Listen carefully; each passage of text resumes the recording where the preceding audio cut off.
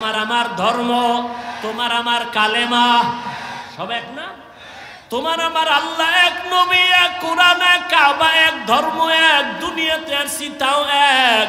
বিদায় বেলা কাফন হবে তিনটা, কালার হবে আলাদা। কাফনের সংখ্যাও কি? যত বড় টাকাওয়ালা হও না কেন, মইরা গেলে একটা কাফন কেউ বাড়াইয়াও দিবে না। গরিব রিক্সাওয়ালা হইয়া যদি মরো, একটা কাফন কেউ কমাইয়াও দিবে না। আমারেও তিন কাফন, তোমারও তিন কাফন। কালার আলাদা না সব এক? কি কালার? কাফনের উপরে লেখা থাকবে বড় হুজুরের লাশ, কাফনের উপরে লেখা থাকবে কোটিপতির লাশ। তাহলে এত ভাব দেখাও কেন? আমি বক্তা বক্তা ভাব দেখাই, তুমি টাকার ভাব দেখাও। যত ভাব দেখাই না কেন, সাদা কাফনে যেদিন ঢুকবো ওদিন সব বাহাদুরি শেষ হয়ে যাবে। কবরের সাইজও হবে এক, কবরে রাখার পরে প্রশ্ন হবে তিনটা, তাও এক। নাকি আপনাদের প্রশ্ন আলাদা? কে স্কুলে পড়ে, কে কলেজে পড়ে, কে মাদ্রাসায় পড়ে, কে হুজুর না, কে ডাক্তার, কে রোগী, কে ইমাম, কে মুক্তাদি, কে পীর, কে মুরিদ। সবার বেলায় প্রশ্ন তিনটা। রবের পরিচয় দাও, ধর্মের পরিচয় দাও, রাহমাতুল্লিল আলামিনের পরিচয় দাও। নবীজি বলেন এই তিনটা প্রশ্নের জবাব যে দিবে তার জন্য কবর হবে রাউযাতুম মির রিয়াজিল জান্নাহ। আর এই তিনটা প্রশ্নের জবাব যারা দিতে পারবে না, তাদের কবর হবে হুফরাতুম মিন হুফারিন নার। যারা জবাব দিবে তাদের জন্য ভালো, দিতে পারবে না কপাল খারাপ। এখন পারবে কারা? আমরা হুজুরেরা। কি হুজুর হইয়া কবরে জবাব দিতে পারবো গ্যারান্টি? আরে আমরা হুজুর কেন? রহমতের নবীর হাতে করা সাহাবা, 10 জন সাহাবা জান্নাতের টিকিট পাইছেন হাতে। পাইছেন না? তারা কত দামি, তাদের নামাজ কত সুন্দর, তেলাওয়াত কত সুন্দর, জিকির কত সুন্দর, তেলাওয়াত রোজা কত সুন্দর। জান্নাতের টিকিট পাইয়াও তারা জীবন ভর শুধু কান্না কান্না কান্না কান্না। রহমতের নবী বলেন আমি রাতের বেলা আমার হুজরায়, আম্মা জান আয়েশার হুজরায় আমি ঘুমায় গেছি। আমার চোখ ঘুমায়, আমার অন্তর ঘুমায় না। হঠাৎ রাতের গভীরে শুনি কান্নার আওয়াজ। রাতের গভীরে কে আমার মসজিদে কে কাঁদে? আমার চোখ সজাগ হয়ে গেল।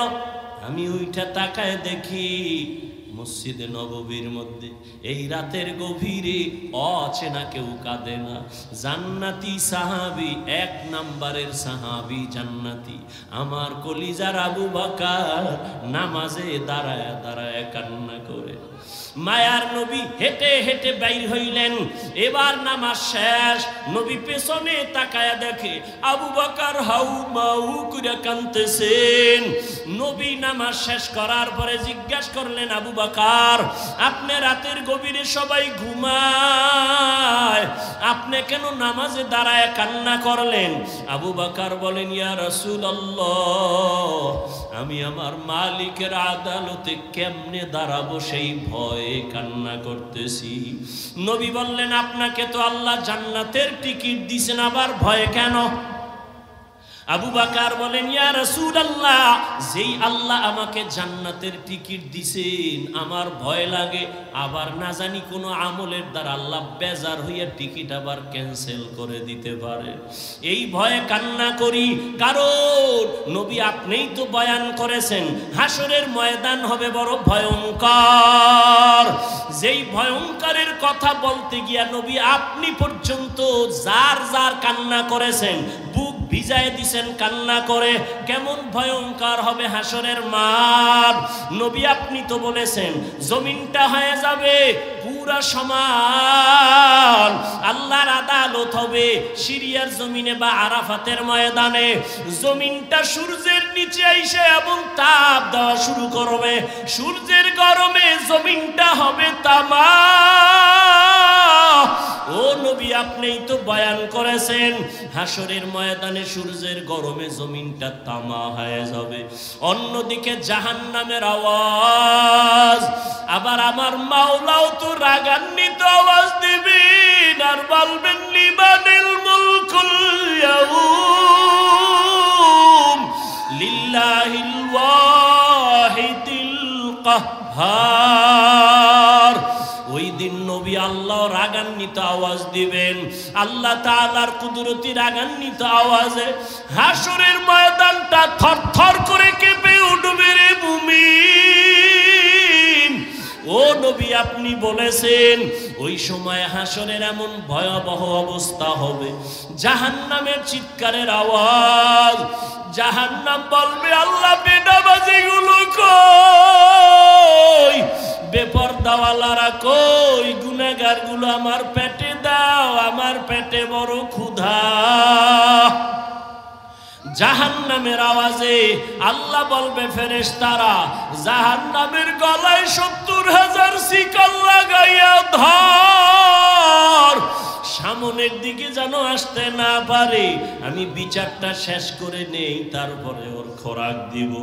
জাহান্নামকে ধৈর্যই রাখতে পারে না, এমন এক অবস্থা রহমতের নবীও কান্না শুরু করবেন, আল্লাহ জাহান্নামের ফিরাও,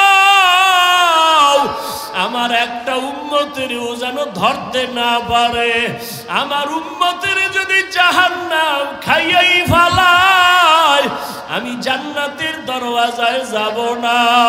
তখন আবার আল্লাহ ফেরেশতাকে ডাকবে, আয় আয়, আল্লাহ কুদরতের হাতে একটু পানি দিয়া বলবে জাহান্নামের গায়ে পানিটা ছিটাইয়া দাও, ছিটাইয়া দেওয়া মাত্র জাহান্নাম দ্রুত গতিতে পেছন দিকে ভাগতে থাকবে।